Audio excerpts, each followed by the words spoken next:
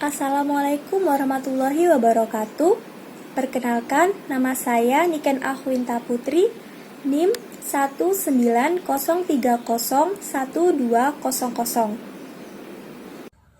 Assalamualaikum warahmatullahi wabarakatuh.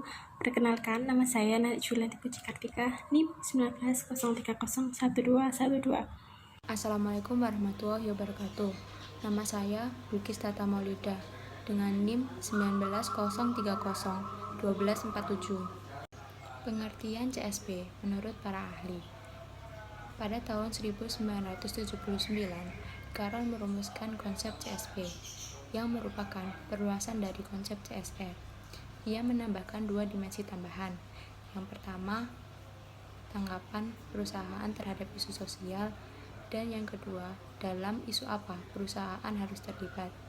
Kemudian, pada tahun 1985, Wartic dan Cochrane merumuskan CSP sebagai berikut.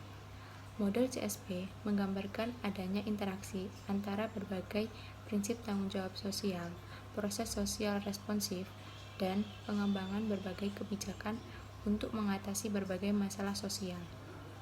Kemudian, pada tahun 1991, konsep CSP disempurnakan lagi oleh Wood. Ia merumuskan CSP sebagai berikut: suatu konfigurasi prinsip-prinsip tanggung jawab sosial, proses sosial responsif, serta berbagai kebijakan, program, dan hasil-hasil yang bisa diobservasi sebagai hasil dari hubungan sosial yang dilakukan perusahaan. Dimensi model CSP menurut Carroll. Carroll menyatakan ada 3 dimensi dalam konsep CSP. Yang pertama, definisi tanggung jawab sosial perusahaan atau Corporate Social Responsibility. Yang kedua, bagaimana respon perusahaan terhadap tekanan sosial atau Corporate Social Responsive. Dan yang ketiga, dalam isu sosial apa perusahaan terlibat. Berbagai isu sosial yang dapat ditimbulkan perusahaan serta berpotensi memperoleh tekanan publik atau pemangku kepentingan mencakup berbagai isu sebagai berikut. Yang pertama, kualitas dan keamanan produk. Yang kedua, masalah lingkungan hidup. Yang ketiga, perlakuan terhadap karyawan di tempat kerja. Yang keempat, keamanan tempat kerja. Dan yang terakhir, hubungan dengan para pemegang saham. Wartic dan Cochrane mengemukakan model CSP yang terdiri atas 3 dimensi. Yang pertama, prinsip CSR. Yang kedua, proses Corporate Social Responsiveness. Yang ketiga, yaitu kebijakan Social Issues Management. Jadi, Wartic dan Cochrane berpendapat bahwa dimensi pertama dari CSP adalah prinsip CSR. Maka, orientasi pelaksanaan prinsip CSR ini merupakan orientasi yang bersifat filosofis dan menganggap seluruh industri memiliki orientasi yang sama terhadap prinsip pelaksanaan CSR. Pelaksanaan prinsip CSR sendiri bertujuan untuk memenuhi kewajiban perusahaan terhadap masyarakat, seperti halnya negara dan individu. Perusahaan juga memiliki kontrak sosial dengan masyarakat, yang di dalamnya mencakup hak dan kewajiban perusahaan. Selain memenuhi kontrak antara perusahaan dengan masyarakat, pelaksanaan prinsip CSR juga bertujuan agar perusahaan sebagai agen moral dapat berperilaku sesuai dengan nilai-nilai masyarakat.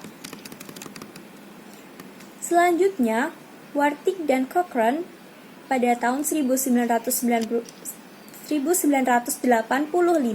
juga menambahkan bahwa proses Corporate Social Responsiveness dalam bentuk tanggapan yang diberikan perusahaan terhadap berbagai tekanan sosial terjadi pada seluruh industri dan bukan hanya menyangkut satu organisasi perusahaan tertentu saja.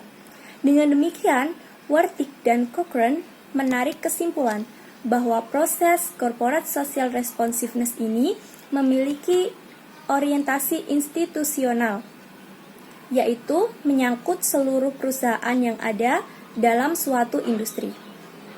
Berbeda dengan kebijakan yang dikeluarkan oleh perusahaan secara individual saat mengelola masalah sosial, di mana masing-masing perusahaan akan mengeluarkan kebijakan yang berbeda-beda dan bergantung kepada pertimbangan manajemen untuk mengatasi suatu masalah sosial. Oleh karenanya, Wartik dan Cochrane memandang pembuatan kebijakan sebagai dimensi yang memiliki orientasi organisasional. Dimensi-dimensi model corporate social performance menurut Wood.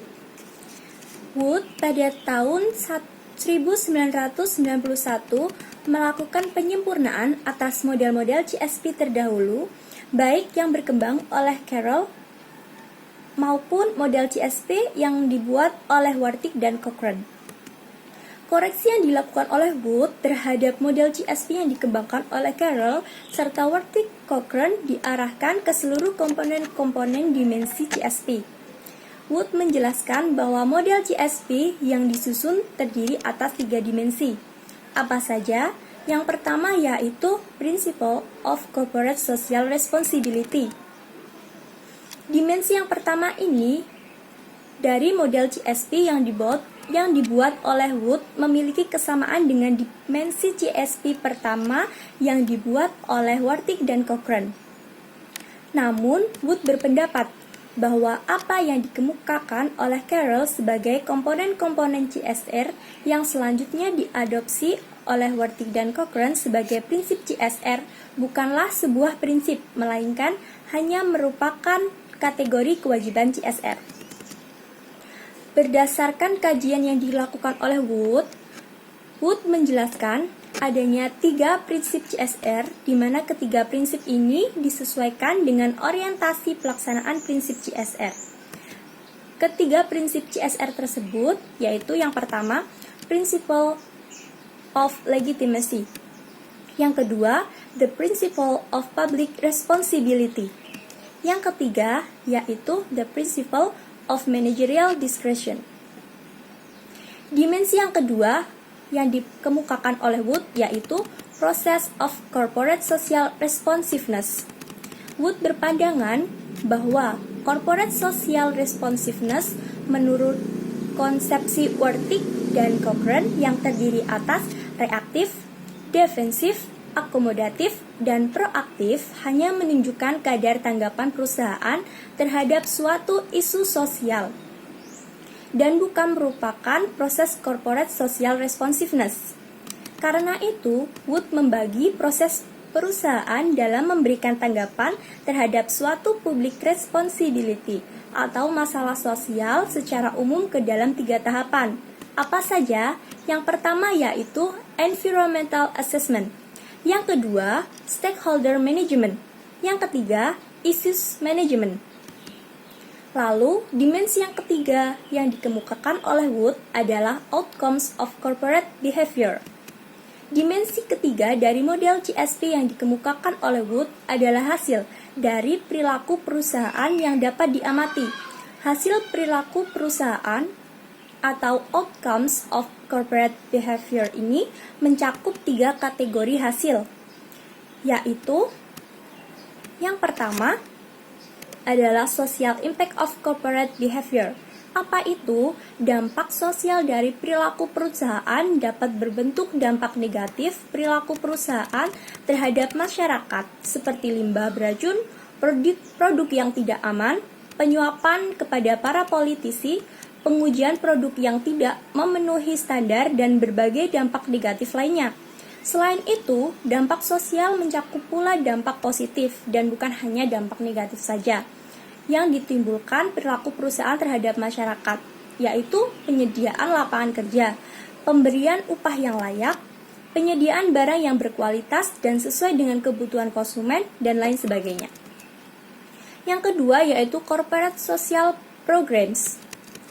Menyadari bahwa setiap tindakan perusahaan dapat memberi dampak sosial kepada para pemangku kepentingan, maka perusahaan merumuskan berbagai program yang dapat mengatasi dampak sosial yang ditimbulkan oleh kegiatan perusahaan. Program-program tersebut dirancang untuk memenuhi kebutuhan masyarakat tertentu, baik program yang bersifat jangka pendek maupun program-program yang berkelanjutan dalam jangka panjang. Yang ketiga yaitu corporate social policies. Apa itu? yaitu kebijakan perusahaan berkenaan dengan pelaksanaan tanggung jawab sosial korporasi. Dibuat sebagai panduan dalam pembuatan keputusan untuk masalah sosial yang timbul berulang-ulang maupun yang mengatasi permasalahan sosial yang memiliki nilai strategi bagi perusahaan. Keterkaitan antara CSP dan CSR. Marun 2006 mengajukan pendekatan lain untuk kaitan antara CSP dan CSR. Dia memandang aktivitas CSR yang dilakukan perusahaan memiliki paralel dengan produk yang ditawarkan oleh perusahaan kepada konsumen. Dalam hal ini, CSR merupakan produk sosial yang ditawarkan perusahaan dengan segmen pasar tertentu, misalnya para pemangku kepentingan. Selain membuka jalan bagi lahirnya berbagai penelitian baru yang akan semakin memperjelas hubungan antara kinerja sosial dengan kinerja perusahaan lainnya, khususnya kinerja keuangan sebagai bottom line utama perusahaan. Model CSP juga dapat dikembangkan untuk menjadi acuan bagi pembuatan kebijakan-kebijakan CSR perusahaan. 5 asumsi dari Marun. 1. Perusahaan berpotensi baik di domain bisnis maupun domain CSR untuk melakukan maksimalisasi laba. 2. Utilitas. Para pemangku kepentingan merupakan fungsi dari level output sosial yang diterima oleh para pemangku kepentingan. Dengan demikian, diasumsikan bahwa utilitas para pemangku kepentingan akan meningkat bila mereka memperoleh output sosial dalam bentuk CSR dan perusahaan akan lebih besar. 3. Masing-masing kelompok pemangku kepentingan memiliki fungsi utilitas yang berbeda dibanding kelompok pemangku kepentingan lainnya. 4. Output sosial dari suatu perusahaan diasumsikan bersifat independen. 5. Reward. Bagi perusahaan yang memperoleh melalui tindakan para pemangku kepentingan, misalnya masyarakat lokal menjadi loyal terhadap produk perusahaan, adalah proporsional terhadap utilitas kelompok pemangku kepentingan. Dengan kepentingan, reward terhadap perusahaan akan meningkat bila para pemangku kepentingan merasakan utilitas yang lebih besar.